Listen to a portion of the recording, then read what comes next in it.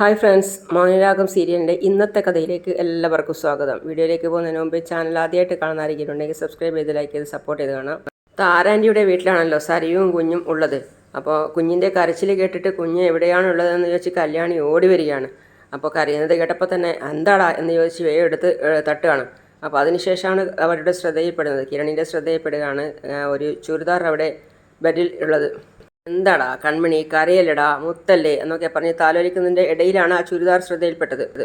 അപ്പം തന്നെ കിരൺ ചോദിക്കുകയാണ്, ആൻറ്റി ചുരിദാർ ഇടുവോ? അപ്പോഴാണ് കല്യാണിയും അത് ശ്രദ്ധിച്ചത്. അപ്പോൾ ആൻറ്റി പറയുകയാണ്, ഇല്ല, ഞാൻ ചുരിദാർ ഇടയില്ല എന്ന് അവരെ ആക്ഷനായിട്ട് കാണിച്ചു കൊടുക്കുകയാണ്. അപ്പോൾ കിരൺ ചോദിക്കുകയാണ്, അപ്പോൾ പിന്നെ ആരെയാണ് ഈ ചുരിദാർ?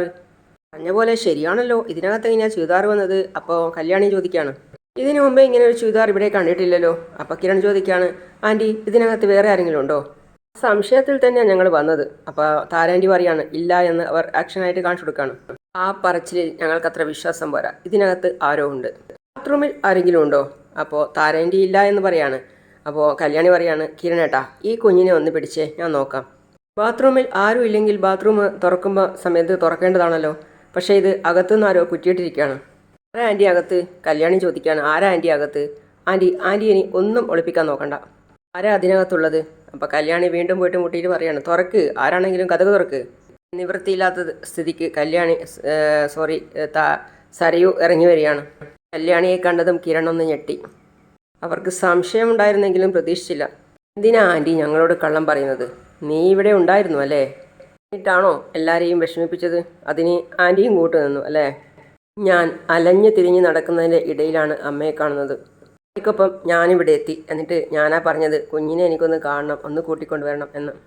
കുഞ്ഞ് എൻ്റെ അച്ഛൻ്റെയും അമ്മയുടെയും അടുത്താണെന്ന് ഞാൻ പറഞ്ഞല്ലോ. നിനക്ക് ഞങ്ങളുടെ വീട്ടിലേക്ക് വരാൻ പാടില്ലായിരുന്നോ? ഇത്രയും കാലം എൻ്റെ അമ്മയ്ക്കൊന്ന് കാണാനായിട്ട് എൻ്റെ സ്നേഹത്തിന് വേണ്ടി അമ്മ ഓടി നടക്കുമായിരുന്നു. കടം വീട്ടണമെന്ന് എനിക്ക് തോന്നി. അപ്പോൾ നീ നിൻ്റെ വളർത്തമ്മയെ മറന്നോ? ആരെയും മറന്നിട്ടില്ല. കുറച്ച് ദിവസം കഴിഞ്ഞാൽ ഞാൻ അമ്മയ്ക്കൊപ്പം നിൻ്റെ വീട്ടിലേക്ക് വരുമായിരുന്നു കിരണേ. അതിനു മുമ്പ് കുറച്ച് നാൾ ഞാനും അമ്മയും ഒറ്റയ്ക്ക് ഒന്നിച്ച് കഴിയണം എന്ന് കരുതിയ ഇങ്ങോട്ട് വന്നത്. കുഞ്ഞിനെ ഒന്ന് പിടിച്ചേ. കിരൺ സരയുവിൻ്റെ കയ്യിൽ കുഞ്ഞിനെ കൊടുത്തു. പിന്നെ കിരൺ ആൻറ്റിയോട് പറയാണ്, ആൻറ്റി വാ. അതിൻ്റെ പിന്നാലെ കല്യാണിയും പോവാണ്. കല്യാണി ചോദിക്കുകയാണ്, എന്ത് വിശ്വാസത്തിൻ്റെ പുറത്താ ആൻറ്റി സരയുവിനെ ഇങ്ങോട്ട് കൂട്ടിക്കൊണ്ടുവന്നത്? ഇവിടെ അസുഖം മാറിയോ? മാറി. അങ്ങനെ അസുഖം മാറിയവൾ ആൻറ്റിയുടെ കഴുത്ത് ഞെരിച്ച് കൊന്നാലോ? ത്തോടെ അടുത്തുകൂടിയത് കൊല്ലാനാണെങ്കിലോ? കൊല്ലുന്നെങ്കിൽ കൊന്നോട്ടെ എന്ന് ആൻറ്റിക്കും അറിയാം. പക്ഷേ ഞങ്ങൾക്കത് സഹിക്കാൻ പറ്റില്ല. അവൾ മെൻ്റൽ ഹോസ്പിറ്റലിൽ നിന്ന് പുറത്ത് വന്നപ്പോൾ മനോഹറിനെ കൊല്ലാനായിട്ടാണ് അവൾ പുറത്തിറങ്ങിയത്. അതിനുള്ള ശ്രമവും അവൾ നടത്തി. അങ്ങനെ അവനെ തേടി നടന്ന സമയത്തായിരിക്കും നിങ്ങൾ അവളെ കണ്ടുമുട്ടിയത്. അവളുടെ മനസ്സിൽ ആൻറ്റിയെ കൊല്ലണോ എന്നുള്ള ചിന്തയും ഇല്ല എന്ന് പറയാൻ പറ്റില്ലല്ലോ. അവൾക്ക് നല്ല മാറ്റമുണ്ടെന്നാണ് ആൻറ്റി പറയുന്നത്. ആൻറ്റി പ്രസവിച്ച മകളെ ആൻറ്റി തിരിച്ചറിയുന്നത് കുറച്ച് നാളുകൾക്ക് മുമ്പാണ്. എന്നാൽ അവൾ ജനിച്ചപ്പോൾ തൊട്ട് അവളെ നന്നായിട്ട് അറിയുന്നവനാണ് ഞാൻ. അവൾ ഒരേ സമയം രണ്ട് കാര്യങ്ങൾ ചിന്തിക്കുന്നവളാണ്. അവളുടെ മനസ്സ് എന്താണെന്ന് ആർക്കും തിരിച്ചറിയാനാവില്ല. അവളിൽ ഇപ്പോഴും ഒരു കൊലയാളി ഉറങ്ങിക്കിടപ്പുണ്ട്. ആ ഓർമ്മ എപ്പോഴും വേണം. ആൻറ്റിക്ക് എന്തെങ്കിലും പറ്റിയാൽ, എന്തെങ്കിലും സംഭവിച്ചാൽ, ആരെങ്കിലും ചോദിച്ചാൽ ഞങ്ങൾ എന്ത് മറുപടിയാണ് പറയേണ്ടത്? ആൻറ്റിയെ മരണത്തിന് എറിഞ്ഞു കൊടുക്കാനാണെങ്കിൽ അത് ഞങ്ങൾക്ക് എന്നേ ചെയ്യാമായിരുന്നു. ആൻറ്റിക്ക് ആൻറ്റിയുടെ മോളെ വേണമെന്നാണ് പറയുന്നത്. കിരൺ കല്യാണിയോട് പറയാം.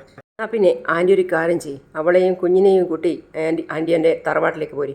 ഇവിടെ ആകുമ്പോൾ ഞങ്ങൾക്കും ഒരു മനസ്സമാധാനമുണ്ട്. അവളോട് തന്നെ ഞങ്ങൾ സംസാരിക്കാം. അവൾ സമ്മതിക്കുകയാണെങ്കിൽ ആൻറ്റി അങ്ങ് വന്നേക്കണം. അവളിവിടെ വന്ന കാര്യം ഇത്രയും നേരമായിട്ടും ഞങ്ങളോട് ആൻറ്റി പറയാത്തത് വലിയ തെറ്റായിപ്പോയി. ഇനിയിപ്പോൾ അതും പറഞ്ഞ് ആൻറ്റിയെ ഞങ്ങൾ കൂടുതൽ വിഷമിപ്പിക്കുന്നില്ല. വാ കല്യാണി എന്ന് വിളിച്ച് സരയുവിനടുത്ത് പോവാണ്. അപ്പോൾ സരയു പറയാണ് കിരണിനോട്, ഞാൻ പറഞ്ഞത് സത്യ. എൻ്റെ അമ്മയെ സ്നേഹിക്കാനും അമ്മയ്ക്ക് എന്നെ സ്നേഹിക്കാനുമാണ് ഞാൻ വന്നത്. അല്ലെങ്കിൽ തന്നെ എന്നെ പ്രസവിച്ചു എന്നുള്ള കാര്യത്തിൽ ഞാൻ അമ്മയെ കൊല്ലേണ്ട കാര്യമുണ്ടോ? ഇതിനേക്കാൾ നന്നായിട്ട് സംസാരിക്കുന്ന പെൺകുട്ടിയാണ് സരയു, കിരൺ പറയാം. മനോഹർ നിന്നെ വഞ്ചിച്ചതോടെ നീ ആകെ തകർന്നു. അതിൽ ഞങ്ങൾക്കൊക്കെ സഹതാപമുണ്ട്. സാധുവാണ് നിൻ്റെ അമ്മ. നിനക്ക് വേണ്ടി മാത്രം ഇത്രയും കാലം അലഞ്ഞു തിരിഞ്ഞ് നടന്നതാ. ആ അമ്മയെ നീ ഒരു നോട്ടം കൊണ്ട് പോലും വേദനിപ്പിക്കാൻ പാടില്ല. ഞങ്ങൾക്ക് ഭയമുണ്ട് നിങ്ങൾ രണ്ടാളും ഒന്നിച്ച് ഈ വീട്ടിൽ താമസിക്കുന്നതുകൊണ്ട്. അതുകൊണ്ടാണ് ആൻറ്റിയും സരയും കുഞ്ഞുമായിട്ട് കിരണേട്ടൻ്റെ വീട്ടിലേക്ക് വരണമെന്ന് പറഞ്ഞത്. അല്ലെങ്കിൽ ഞങ്ങളുടെ വീട്ടിലേക്ക് വാ. ഞാൻ എവിടേക്കുമില്ല. കുഞ്ഞിനെ 1-2 മണിക്കൂർ ലാളിക്കണമെന്നേ ഞാൻ അമ്മയോട് പറഞ്ഞുള്ളൂ. അതേ പ്രകാരം അമ്മ കുഞ്ഞിനെയും കൂട്ടി വന്നത്. അയ്യോ, നിനക്കൊപ്പമാണ് കുഞ്ഞ് നിൽക്കേണ്ടത്. അതുകൊണ്ട് കുഞ്ഞിനെ ഞങ്ങൾ കൊണ്ടുപോകുന്നില്ല. പക്ഷേ ഞങ്ങൾക്ക് ഭയ താരാൻറ്റിക്കൊപ്പം നീ നിൽക്കുന്നത്. ഞാനിപ്പോൾ അവിടേക്ക് വരുന്നില്ല. അത് മറ്റൊന്നും കൊണ്ടല്ല. അവിടെ ഇപ്പോൾ നിൻ്റെ ആൻറ്റിയില്ലേ, എൻ്റെ അമ്മ ഉണ്ട്.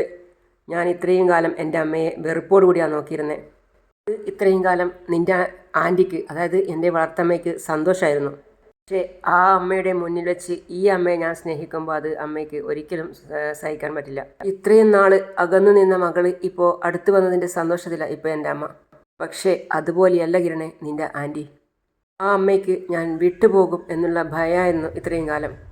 ഒരുപാട് കാലം ആ അമ്മയെന്ന് വിളിച്ചതുകൊണ്ട് തന്നെ എനിക്ക് ആ അമ്മയെ വേദനിപ്പിക്കാനും പറ്റില്ല.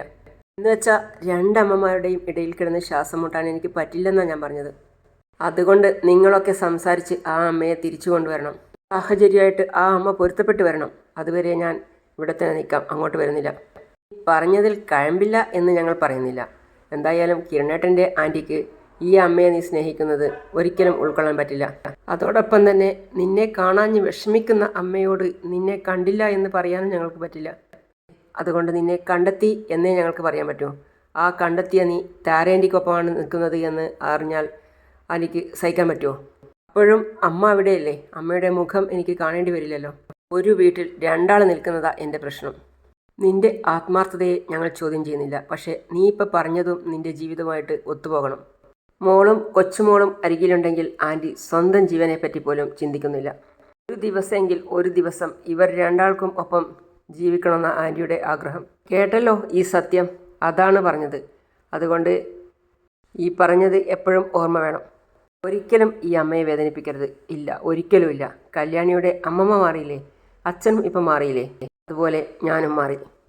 ജീവിതം എന്നെ ഒരുപാട് പഠിപ്പിച്ചു. അതിലുപരി മനുഷ്യൻ്റെ ജീവിതവും ചെകുത്താൻ്റെ ചിന്തയും ഉള്ള ഒരുത്തൻ എൻ്റെ ജീവിതം താറുമാറാക്കി. ഇപ്പോൾ അവൻ മാത്രമേ ഉള്ളൂ എനിക്ക് ഈ ലോകത്ത് ശത്രുവായിട്ട്. പിന്നെ ഒരു ശത്രു എനിക്കുണ്ടെങ്കിൽ അതെൻ്റെ അച്ഛനാ. അയാൾ കാരണ എനിക്ക് ഈ ഗതിയുണ്ടായത്. ഈ അമ്മയ്ക്ക് വിധവയെപ്പോലെ കഴിയേണ്ടി വന്നതും അതുകൊണ്ടാണ്. ശരി, നിന്റെ വാക്കുകൾ ഞങ്ങൾ വിശ്വസിക്കുന്നു. ശരി, കുഞ്ഞിവിടെ നിൽക്കട്ടെ. നീ ആരെ വേദനിപ്പിച്ചാലും ആരുടെ ജീവൻ എടുക്കാൻ നോക്കിയാലും നിന്റെ കുഞ്ഞിനെ ഒന്നും ചെയ്യില്ല എന്ന് ഞങ്ങൾക്കറിയാം. എന്തെങ്കിലും ഇവിടെ നടക്കുകയാണെങ്കിൽ അതൊന്ന് വിളിച്ചറിയിക്കാൻ പോലും ആൻറ്റിക്ക് പറ്റില്ല. കാരണം ആൻറ്റി ഒരു മിണ്ടാപ്രാണിയാണ്. ഒന്നും സംഭവിക്കില്ല. ഞാൻ കുറച്ച് ദിവസമെങ്കിലും എന്നെ പ്രസവിച്ച എൻ്റെ അമ്മയുടെ സ്നേഹം ഒന്ന് അനുഭവിച്ചോട്ടെ. ശരി. പിന്നെ അവർ പോയി കഴിഞ്ഞപ്പോൾ അമ്മയും മോളും സ്നേഹത്തോടെ കെട്ടിപ്പിടിച്ച് കരയാണ്. പിന്നെ കാണിക്കുന്നത് സേനനെയും രൂപയെയുമാണ്. അവിടേക്ക് കല്യാണിയും കിരണും എത്തുകയാണ്. എന്തായി മോനെ? പേടിക്കാനൊന്നുമില്ല. താരാൻറ്റി ഇവിടുന്ന് പോയിട്ട് തിരിച്ചു വരാതിരുന്നത് വേറൊന്നും കൊണ്ടല്ല. ആൻറ്റിയുടെ മോള് അവിടെയുണ്ട്. ഇവിടെയോ? മകളെ കാണാനില്ല എന്നറിഞ്ഞപ്പോഴേ ആൻറ്റി സകല ദൈവങ്ങളെയും വിളിച്ച് പ്രാർത്ഥിച്ചു കാണും. അതുകൊണ്ടാണ് ആൻറ്റി വഴിയിൽ വെച്ച് സരീവിനെ കണ്ടത്. പിന്നെ ആൻറ്റിയുടെ വീട്ടിലേക്ക് വിളിച്ചുകൊണ്ടുപോയി. അതിനുശേഷമാണ് അവൾ വാശി പിടിച്ചത് ആരോടും അവൾ അവിടെയുണ്ടെന്ന് പറയരുത് എന്ന്. സംശയം തോന്നി ഞങ്ങൾ അവൾ അവിടെ തന്നെ ഉണ്ടെന്ന് കരുതി അവളെ പുറത്ത് ചാടിക്കുകയായിരുന്നു. എന്തായാലും ആശ്വാസമായി. അവൾക്കൊന്നും പറ്റിയില്ലല്ലോ രൂപ പറയാ. ഓ, മകൾക്കരികിലേക്കാണ് കൊച്ചുമകളെയും കൂട്ടി അവൾ പോയത് അല്ലേ? ഞങ്ങളുടെ കയ്യിൽ കൺമണി മോളെ തന്നുവിടാം എന്ന് പറഞ്ഞതാ. പക്ഷേ അമ്മയും മകളും ഉള്ളവരിടത്തല്ലേ കൊച്ചുമകളും നിൽക്കേണ്ടത്. അതുകൊണ്ട് കുഞ്ഞവിടെ തന്നെ നിൽക്കട്ടെ എന്ന് പറഞ്ഞിട്ടാണ് ഞങ്ങൾ പോകുന്നത്. ആരി ആകെ വിഷമിച്ചിരിക്കുക. ഇന്നാണെങ്കിൽ അവൾ ആഹാരം പോലും കഴിച്ചിട്ടില്ല. ഇത് പറഞ്ഞാൽ ആൻറ്റി കഴിക്കുമോ? വേറൊന്നും കൊണ്ടല്ല. സരയും കുഞ്ഞുമോളും അവളുടെ സ്വന്തമല്ലേ എന്ന് കരുതിയ അവർ സന്തോഷത്തോടെ ജീവിക്കുന്നത്. അങ്ങനെയുള്ളപ്പോൾ മകളും കൊച്ചുമകളും സ്വന്തം അമ്മയുടെ അരികിലെത്തിയെന്ന് പറഞ്ഞാൽ അവർ പരസ്പരം സ്നേഹിക്കുകയാണെന്നുകൂടി അറിഞ്ഞു കഴിഞ്ഞാൽ ആൻറ്റിക്ക് പിന്നെ അത് സഹിക്കാൻ പറ്റുമോ? സേനം പറയാണ്, ഇനിയിപ്പോൾ യാഥാർത്ഥ്യമായിട്ട് പൊരുത്തപ്പെട്ടേ പറ്റൂ. ആരെ ഇവിടെ ഉള്ളപ്പോൾ ഷാരി അവളോട് വളരെ മാന്യമായിട്ടാണ് പെരുമാറിയിട്ടുള്ളത്. ഞങ്ങൾക്കിപ്പോൾ ഒറ്റ സംശയമുള്ളൂ. സരയുവിൻ്റെ സംസാരമൊക്കെ കേട്ടിട്ട് വലിയ കുഴപ്പമൊന്നും തോന്നുന്നില്ല. പക്ഷേ അവളുടെ സ്വഭാവം എപ്പോഴാണ് മാറാൻ പറ്റുന്നത് എന്നറിയില്ലല്ലോ. ആരാൻറ്റിയാണ് അവളെ പ്രസവിച്ചത് എന്ന് പറയുന്നത് പോലും അവൾക്ക് ദേഷ്യമായിരുന്നു ഒരു സമയത്ത്. ആ ദേഷ്യം ഇപ്പോഴും അവളുടെ ഉള്ളിലുണ്ടെങ്കിൽ താരാൻറ്റിയെ എന്തെങ്കിലും ചെയ്യുമോന്നാണ് ഞങ്ങളുടെ സംശയം. മോനെ, അത് 100% സത്യ. സരീവിൻ്റെ ക്യാരക്ടറിനെ പേടിക്കണം. അതുകൊണ്ട് എല്ലാ ദിവസവും നിങ്ങൾ താരയുടെ അടുത്ത് പോകണം. രൂപേ, ഇടയ്ക്കിടയ്ക്ക് നമുക്കും പോകാം. മോളെയും കൊച്ചുമകളെയും കണ്ടു കഴിഞ്ഞാൽ പിന്നെ താര മറ്റൊന്നും ആലോചിക്കില്ല. സ്വന്തം ജീവന് ഭീഷണിയായാൽ പോലും അവൾക്കതൊരു പ്രശ്നമേ അല്ല. അങ്ങനെ തന്നെയാണ് ആൻറ്റി പറഞ്ഞത്. നീ മോള് അമ്മയെ എന്ത് ചെയ്താലും കുഴപ്പമില്ലാന്ന്. ഞാൻ പറയാം, മോനെ എടാ, നമുക്കങ്ങനെ ചിന്തിക്കാൻ പറ്റുമോ? ഞാൻ എന്തായാലും ഈ വിവരം ഷാരിയോടൊന്ന് പറയട്ടെ. സരയുവിൻ്റെ മാറ്റം എൻ്റെ അച്ഛൻ്റെയും അമ്മമ്മയുടെയും മാറ്റം പോലെ നല്ല മാറ്റമായിരുന്നാൽ മതിയായിരുന്നു. നമുക്കങ്ങനെ പ്രാർത്ഥിക്കാം. പിന്നെയല്ല നമുക്ക് ദൈവത്തിന് വിട്ടുകൊടുക്കാം. ഷാരിയുടെ അടുത്ത് രൂപ വന്നിട്ട് പറയാണ്, ഷാരി പേടിക്കാനൊന്നുമില്ല, എത്തേണ്ടടുത്ത് തന്നെയാണ് നിന്റെ മോള് എത്തിയത്. ഷാരി പെട്ടെന്ന് തന്നെ ചാടി എണീറ്റ് ചോദിക്കുകയാണ് കരഞ്ഞുകൊണ്ട്, മോളെ കണ്ടോ? കണ്ടു.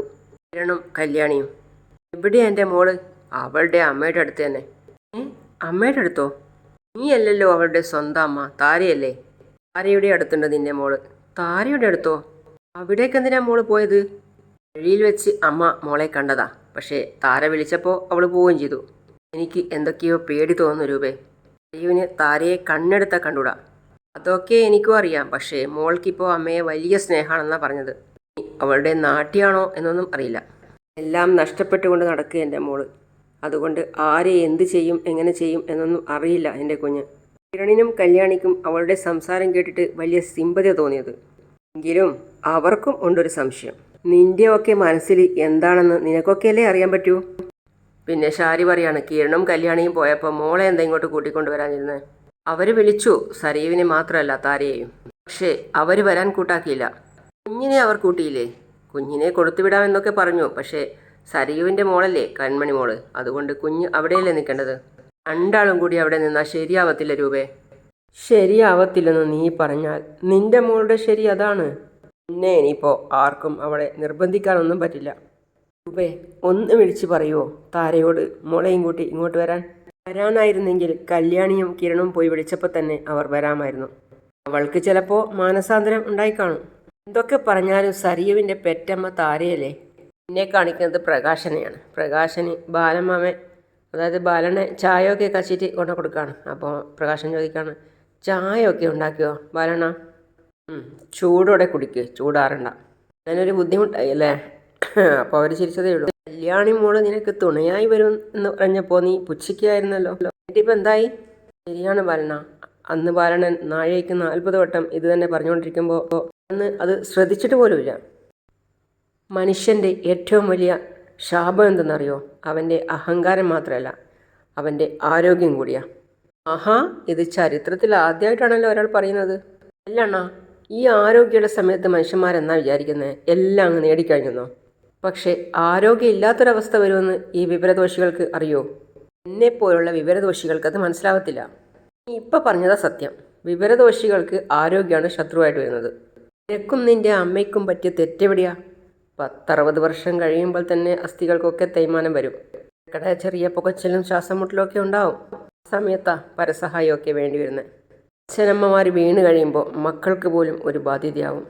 രക്ഷതയിൽ കിടക്കുന്ന അച്ഛനും അമ്മയും പിള്ളേരുടെ സ്വാതന്ത്ര്യത്തിൽ കൂടി ബാധിക്കും. എൻ്റെ ജീവിതം എന്നെ ഒരുപാട് പഠിപ്പിച്ചു ബാലണ്ണ.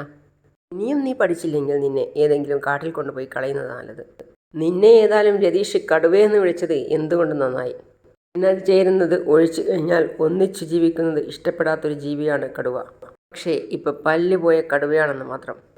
അങ്ങനെ പ്രകാശന് ബാലനെ നല്ല ഉപദേശങ്ങളും നിർദ്ദേശങ്ങളും ഒക്കെ കൊടുക്കുകയാണ്. കല്യാണി മോളും കാർത്തിക മോളും ഒക്കെ നിന്നെ നോക്കുന്നത് അവരുടെ കടമയാണെന്ന് നീ കരുതും. ഇല്ല, ഒരിക്കലും ഇല്ല ബാലണ്ണ. അവർക്ക് എന്തോന്ന് കടമ? ഒരച്ഛൻ്റെ കടമ ഞാൻ എന്തെങ്കിലും അവർക്ക് നിർവഹിച്ചിട്ടുണ്ടോ? അവരുടെ കാല് കഴുകി വെള്ളം കുടിക്കാൻ തന്നെ ഞാൻ തയ്യാറാണെണ്ണ. എന്ത് വേണമെങ്കിലും ഞാൻ ചെയ്യും. ഞാൻ അടിമയെ പോലെ നിൽക്കും വേണമെങ്കിൽ. അറിയാതെ കുറച്ച് പെണ്ണുങ്ങളുടെ കാല് ഞാൻ കഴുകിയിട്ടുണ്ട്, അതെന്ന് അമ്പലത്തിൽ വെച്ചിട്ട്. കാർത്തികയും ലക്ഷ്മിയുമാണ് അത് ചെയ്യിച്ചതെന്ന് ഞാൻ പിന്നീടാണ് അറിയുന്നത്. പക്ഷേ ഇപ്പം ഞാനുണ്ടല്ലോ, ഇപ്പം ഞാൻ എൻ്റെ മനസ്സുകൊണ്ട് അവരുടെ കാല് കഴുകി വെള്ളം കുടിക്കാണെണ്ണ. എന്തായാലും നീ ഭാഗ്യവാനാ. വയസ്സാങ്കാലത്ത് നീ എത്ര അവശതയിൽ കിടന്നാലും നിന്നെ നോക്കാൻ ആളുണ്ട്. തിണ്ണയിൽ കിടന്ന് അവിടെ കിടന്ന് മരിക്കണം എന്നായിരുന്നു എൻ്റെ ഒരു തീരുമാനം. അപ്പോൾ അതിൻ്റെ ഇടയിൽ എനിക്ക് കിട്ടിയ ബോണസാണിത്. ഇനി പ്രകാശ, നീ അമ്പലത്തിലൊന്നും പോകണ്ട. ഇടയ്ക്കിടയ്ക്ക് കല്യാണി മോളെ കണ്ടാൽ മതി. ദൈവാനുഗ്രഹമുള്ള കൊച്ചാ. ദൈവം കുടിയിരിക്കുന്ന മനസ്സാ ആ കൊച്ചിന് ഉള്ളത്. ശരിയാണ? ശരിയാ, വളരെ ശരിയാ. അങ്ങനെയാണ് ഇന്നത്തെ ഭാഗം അവസാനിക്കുന്നത്. അടുത്ത പുതിയ വിശേഷമായിട്ട് വീണ്ടും കാണാം. See you all.